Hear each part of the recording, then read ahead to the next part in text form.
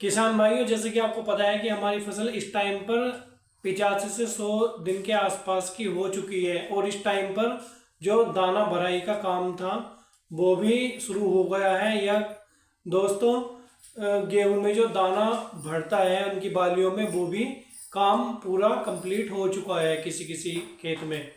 और अभी भी बालें जो है कहीं पर छोटी हैं, इस तरह की समस्या देखने को मिल रही है।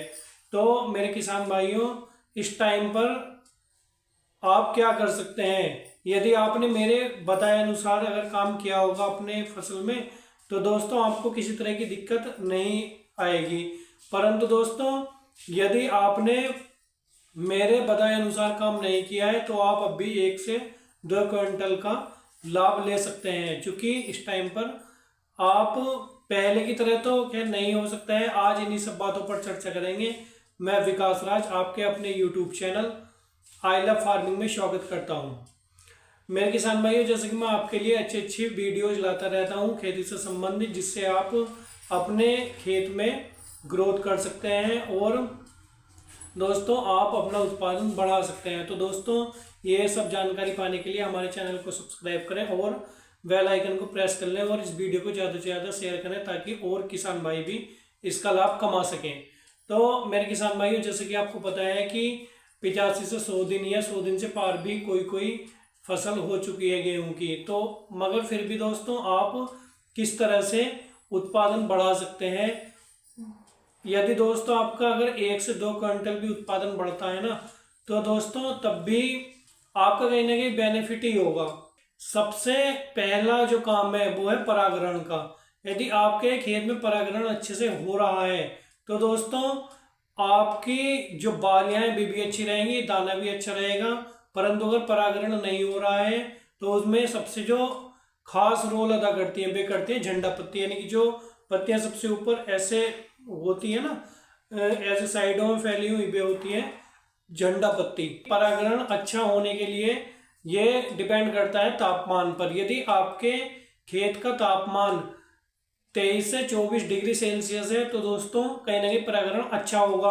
और यदि तापमान बढ़ता है, क्योंकि अगर बाहर का तापमान बढ़ना है तो खेत का तापमान भी बढ़ेगा, ये तापमान अपने हाथ में तो होता नहीं है। तो दोस्तों कहीं ना कहीं परागण भी कम होता है यदि तापमान बढ़ता है। परंतु मैं आपको इस तरह की विधियां बताऊंगा, इस तरह की दवाइयां बताऊंगा कि जिससे आप अपने खेत का तापमान बाहरी तापमान से 3 से 4 डिग्री घटा सकते हैं, जिससे दोस्तों आपका परागण अच्छे से हो सकता है।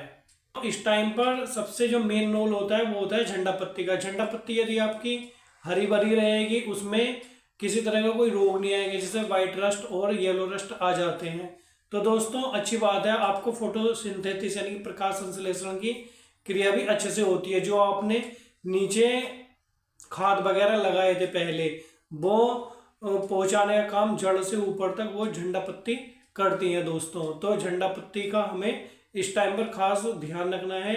मेरे किसान भाइयों, जो नीचे से माइक्रो न्यूट्रिएंट्स होते हैं वो ऊपर लेकर के, यानी कि बालियों में लेकर के जड़ से ऊपर ले जाने का काम करता है पोटास। तो दोस्तों आपको पोटास की मात्रा देख लेनी है कि आपने यदि कम लगाई होगी तो दोस्तों आपको उसका ध्यान रखना है। और मैं अभी आगे वीडियो में बताऊंगा कि किस तरह से आप दवाइयों का इस्तेमाल कर सकते हैं। मेरे किसान भाइयों, ये जो येलो रस्ट होता है कि जैसे पत्तियां पीली पड़ने लगती हैं, जो झंडा पत्तियां सबसे ऊपर की पत्तियां या सफ़ेद होने लगती हैं, तो दोस्तों यदि आपके खेत में ये रोग अभी तक नहीं आया है तो दोस्तों आपको देखना है कि हमारे आसपास ये रोग आ रहा है या नहीं, या हमारे पास के खेतों में। जैसे कुछ वैरायटी तो ऐसी होती हैं जिनमें ये रोग नहीं आता है, इनकी रोग प्रतिरोधक क्षमता उन वैरायटियों की लड़ने की अधिक होती है। जैसे 2851 एक वैरायटी होती है गेहूं की, तो दोस्तों उसमें व्हाइट रस्ट नहीं आता है क्योंकि वह उसकी रोग प्रतिरोधक क्षमता अच्छी होती है। परंतु दोस्तों यदि आपके पास के खेत में आ रहा है तो दोस्तों चांस है कि आपके खेत में भी आ सकता है, आपको पहले से ही सतर्क रहना है। तो दोस्तों एक आता है टिल्ट फर्टिलाइजर। टिल्ट फर्टिलाइजर का आपको मेरे किसान भाइयों स्प्रे कर देना है 1 एकड़ में।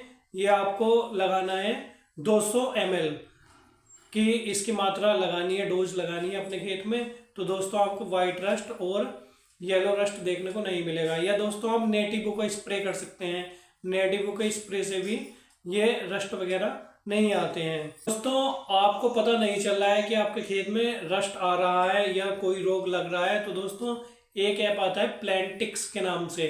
प्लांटिक्स वाला आप ऐप डाउनलोड कर लीजिए अपने मोबाइल से। और दोस्तों ये AI से कनेक्टेड ऐप है जो आर्टिफिशियल इंटेलिजेंट इस टाइम पर चल रही है, उस पर आप फोटो क्लिक कर लीजिए और दोस्तों आपको पता चल जाएगा कि आपके आसपास में ये रोग आ रहा है या नहीं आ रहा है, या आपके खेत में आ रहा है या नहीं आ रहा है, इसकी कौन सी दवाइयाँ हैं और कौन सी दुकान पर ये दवाई मिलेंगी इसके लिए, वो भी आपको इस ऐप पर पता चल जाएगा। तो दोस्तों आप ये ऐप इंस्टॉल कर लेना अपने मोबाइल में। और यदि किसी तरह की कोई क्वेरी है आपकी या कोई दिक्कत आ रही है तो आप मुझसे कमेंट बॉक्स में पूछ सकते हैं मेरे किसान भाइयों कि हमें दिक्कत आ रही है, मैं आपकी हेल्प करूँगा। ये सब करने के बाद में यदि आपको अपने जो दाने हैं गेहूं के वो मोटे करने हैं, चमकदार बनाने हैं और बालियाँ लंबी करनी है, तो दोस्तों आप या तो 05234 का भी स्प्रे कर सकते हैं, या अगर आपको और भी अच्छा रिजल्ट लेना है तो दोस्तों आप 0050 का इस टाइम पर आपको स्प्रे करना है। 1 एकड़ में 1 किलो लगता है 150 लीटर पानी के साथ में। और प्लस अगर आप इसमें बोरोन का भी स्प्रे कर देते हैं इसमें मिला करके, तो दोस्तों और भी अच्छा रहेगा, और भी अच्छा रिजल्ट मिलेगा। और बोरोन आपको ज़्यादा नहीं लगाना है, 1 लीटर पानी के साथ में 1 ग्राम केवल बोरोन लगाना है, क्योंकि अगर आप ज़्यादा लगाएंगे तो वो आपकी फसल जल जाएगी, फायदे की जगह वो नुकसान हो जाएगा। तो मेरे किसान भाइयों आप इस तरह से बोरोन का और 0050 का यूज कर सकते हैं, पोटास का। इससे आपका दाना मोटा चमकदार, यानी कि अगर आपका 1 से 2 क्विंटल भी बढ़ता है गेहूं का उत्पादन, तो दोस्तों कहीं ना कहीं आपका लाभ ही हो रहा है। बस दोस्तों आज की वीडियो में केवल इतना ही। मैं विकास राज आपसे विदा लेना चाहता हूं। धन्यवाद।